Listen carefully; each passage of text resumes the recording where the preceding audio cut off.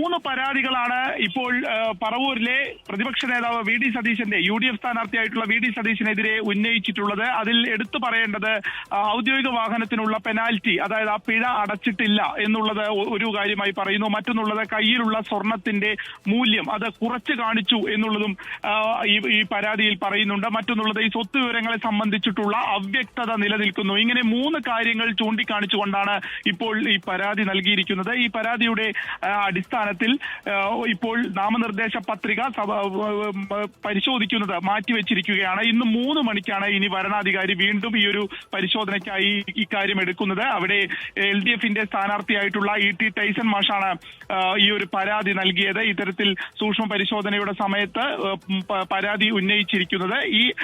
ഈ 3 കാര്യങ്ങൾ കൂടി പരിശോധിച്ച ശേഷം വരണാധികാരി ഒരു തീരുമാനമെടുക്കും. ഇന്ന് 3 മണിക്കാണ് വീണ്ടും 2 ആളുകളോടും, അതായത് LDFന്റെയും UDFന്റെയും സ്ഥാനാർത്ഥികളോട് അവർ പറയുന്ന വാദങ്ങൾ എഴുതി നൽകാൻ വരണാധികാരി പറഞ്ഞിരിക്കുകയാണ്. അങ്ങനെ എഴുതി നൽകിയതിനു ശേഷം അക്കാര്യത്തിൽ വരണാധികാരി എത്രത്തോളം ഒരു റെലവന്റ് ആണ്, അല്ലെങ്കിൽ എത്രത്തോളം ഇക്കാര്യങ്ങളെല്ലാം തന്നെ പരിശോധിക്കേണ്ടതാണ് തുടങ്ങിയിട്ടുള്ളത് നോക്കിയായിരിക്കും ഒരു തീരുമാനം.